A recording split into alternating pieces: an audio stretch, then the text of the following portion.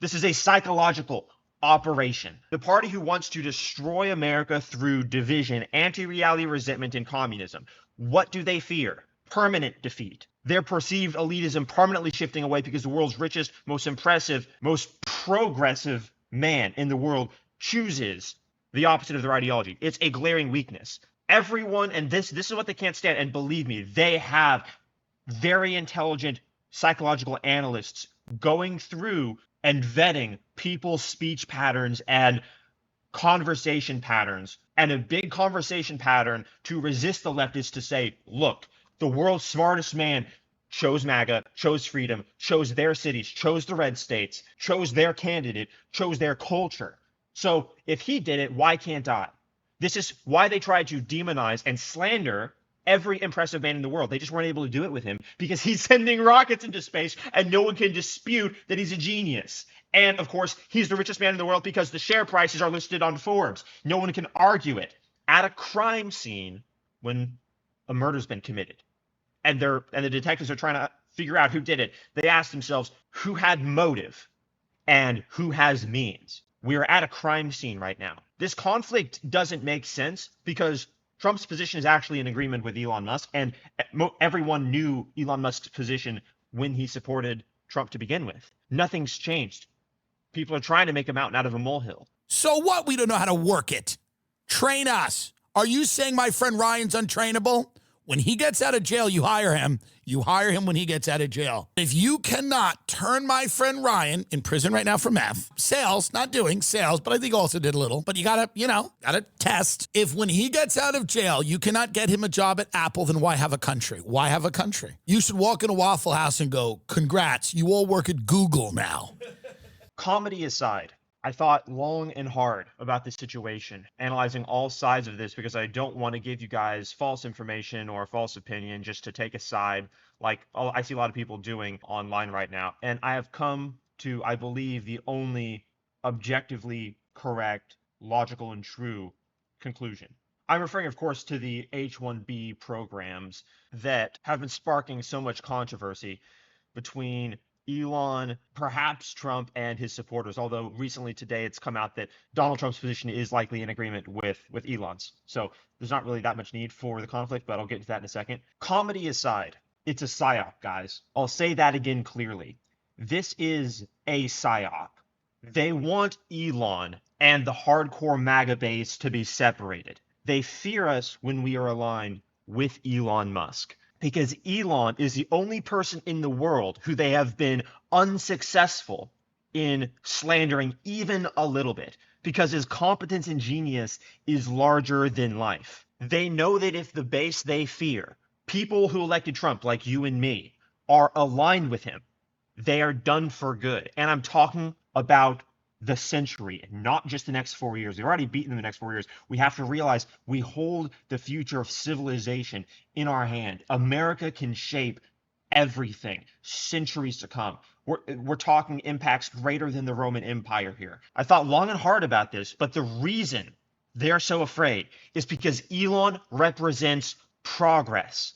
And progress up until last year was something they could claim they had a monopoly on. Because they could say, look, we're building the world with tech. Liberals worshipped Elon Musk up until he came out in support for free speech.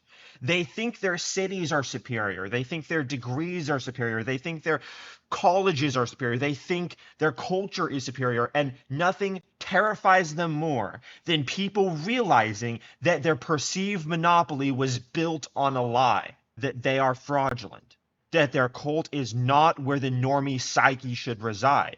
Their cities are irrelevant. Chicago, LA, New York. They're all crime-ridden shitholes whose reputation has caught up with them. And this is a common theme that has them terrified. They're on the ropes. We are at a not just a regime change, we are at a mental shift of the populace that will never go back.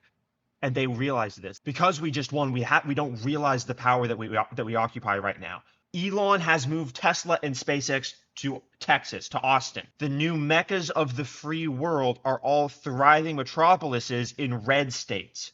The places that they demonize, they think in those endless neighborhoods in, those places that suffer hurricanes and, aren't in California or New York, they think of you as worse. They've always thought of you as worse. They've always thought themselves as having a zip code that's superior, an area code that's superior.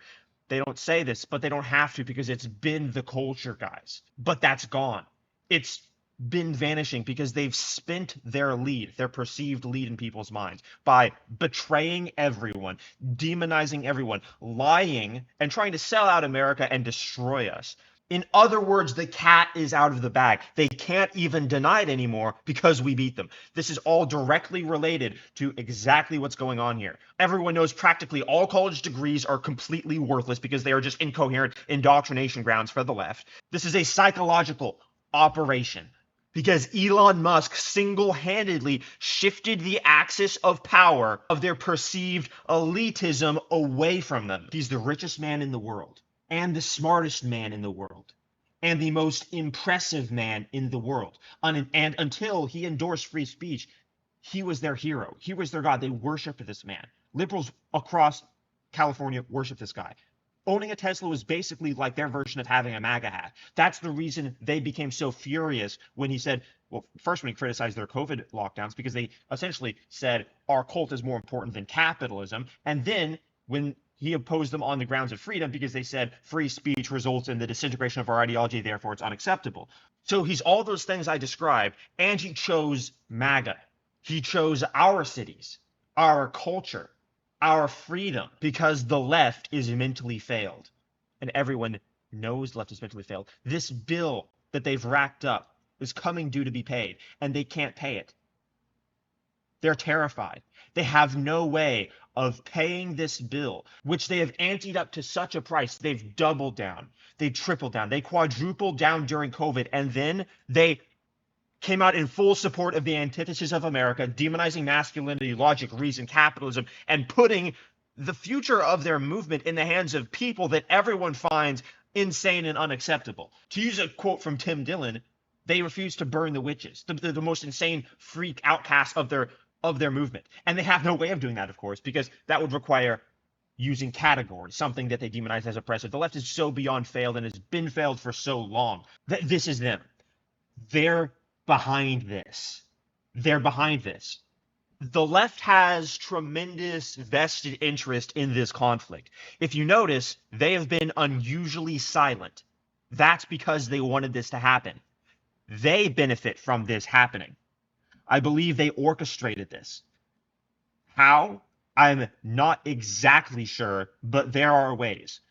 They control armies of bots, which if you are online enough and post enough content, you come into contact with, which is how I'm able to tell you about this. I believe they designed this attack because you have to ask yourself, who benefits from infighting from a movement who already beat them, crushed them?